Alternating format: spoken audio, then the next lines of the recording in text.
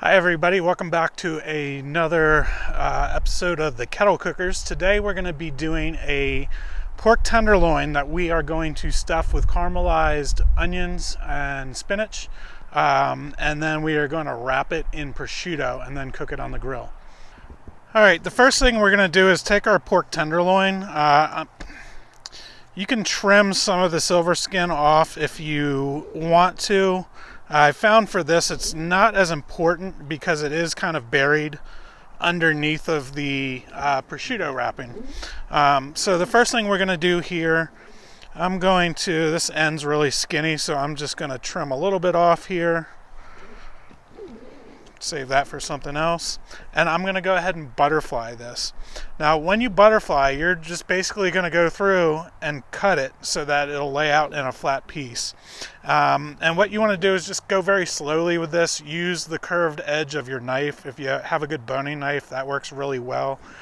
Something bigger like this chef's knife, it's easy to overcut. So I'll go ahead and get this trimmed up real quick. I'm going to start off here. You can see I'm just kind of working my way in.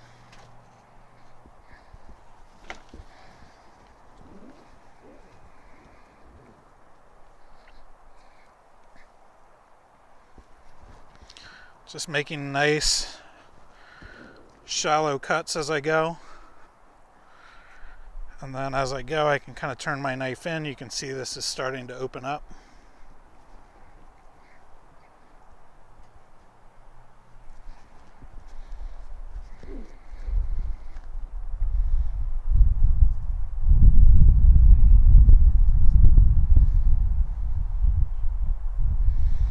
And you don't have to make perfect cuts. You can probably see here I've got different cut marks. That's all going to be hidden once this is rolled up.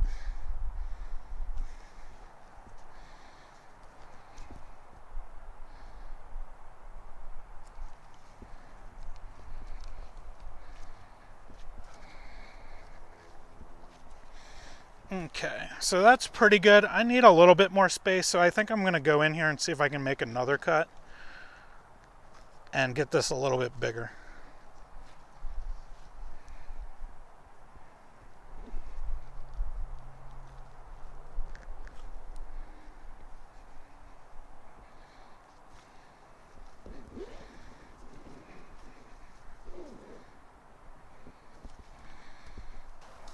Okay, that gives me some more area to work with. You can see I did cut through a little bit there. That's not a problem.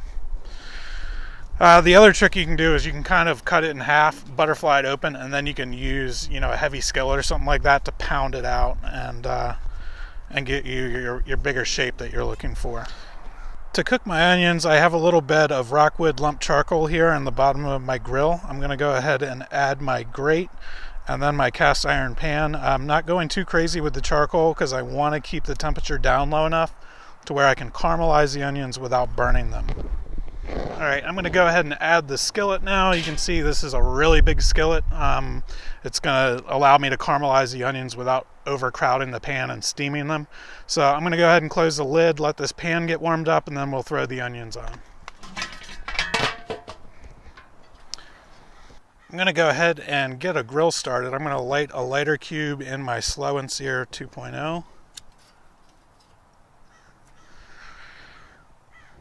And then I'm going to go ahead and add some lump charcoal around that. And then I'll just give that a little while to get going, and then I'll add a little bit more charcoal to the other side of the Slow and Sear. Okay, my pan is heated up now, so I'm going to go ahead and add the onions. Kind of spread them out a little bit so they're not crowded.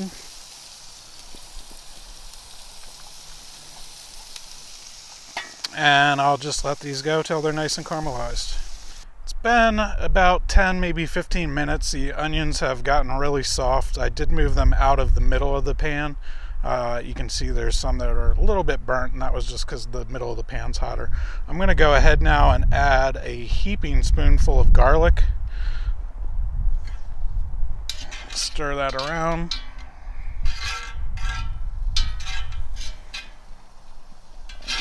The garlic doesn't really need to cook much, it just needs to kind of warm up to awaken the flavors. So I'll give that about 2 minutes, and then I'm going to add the spinach. Alright, now I'm going to add a bag of baby spinach to this, and then I'll let that spinach wilt down. I will have to give this a couple stirs to kind of mix up some of the butter and the grease into the spinach.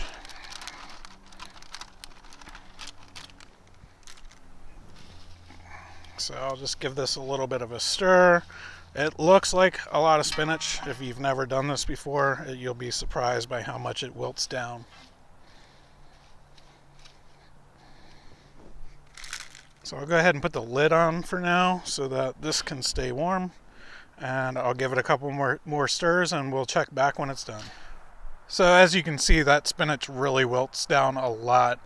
Everything's ready to go. I'm going to pull this off the grill and we'll start assembling the tenderloin. Alright, my charcoal's going pretty well now. I'm going to go ahead and add a little bit more lump to the slow and sear.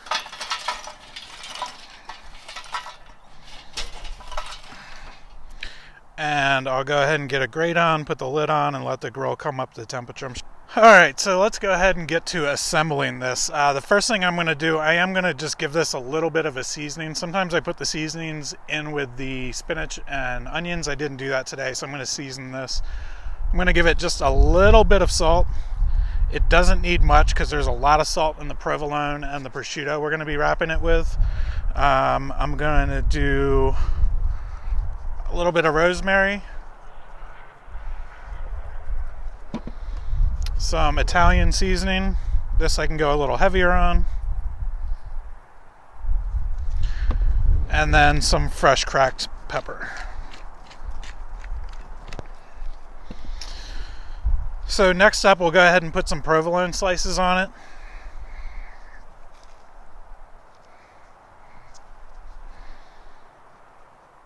That should do it.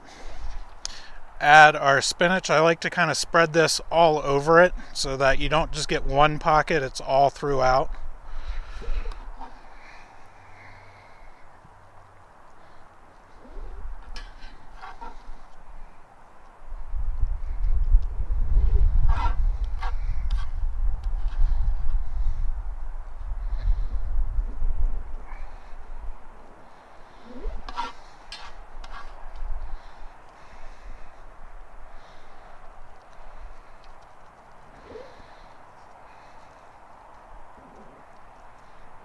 And then I go almost up to the front edge, but not all the way. I want some room for a little bit of overlap when I roll this.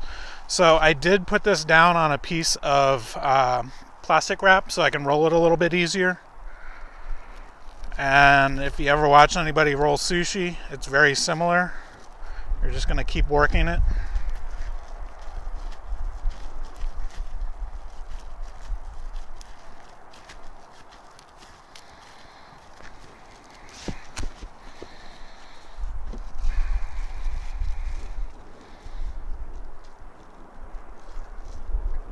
And then there we go. Now we're ready to wrap it with the prosciutto. We'll do that next. Alright, I went ahead and laid out the prosciutto. If I did this on film, it's always a pain in the butt to get it peeled apart, so it would take forever. So I've got it laid out a little bit overlapping here. Again, I did it on some plastic wrap. And I'm just going to do the same thing that we did earlier when we rolled this. When we come back in just a second, I'll be putting this on the grill. Alright, I got my grill up to 300 degrees. It just spiked barely over 300. I'm going to go ahead and put this on. And I'm going to add just a small chunk of cherry wood.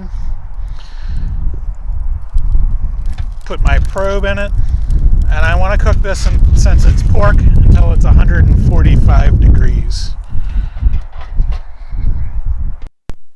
The tenderloin's up to 147 degrees, so it's ready to pull.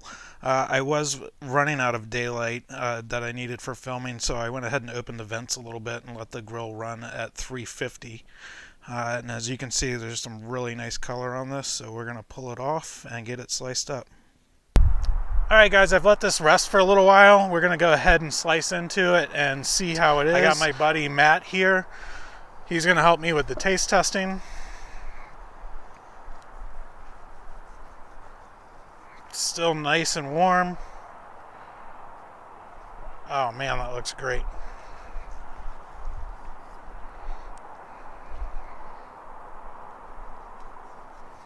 There's a little bit of a smoke ring on it.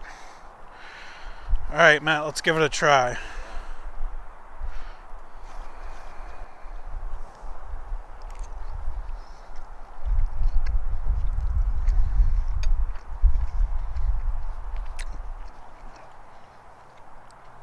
Do you see how the salt from the prosciutto really flavors the meat? You really don't need any other salt.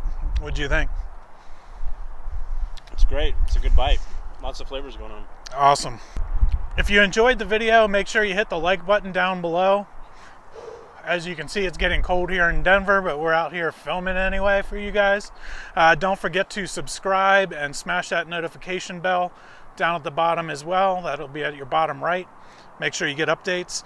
If there's anything you want to see me do in a future video, leave some comments below. I'd love to hear some feedback. We'll see you guys next time.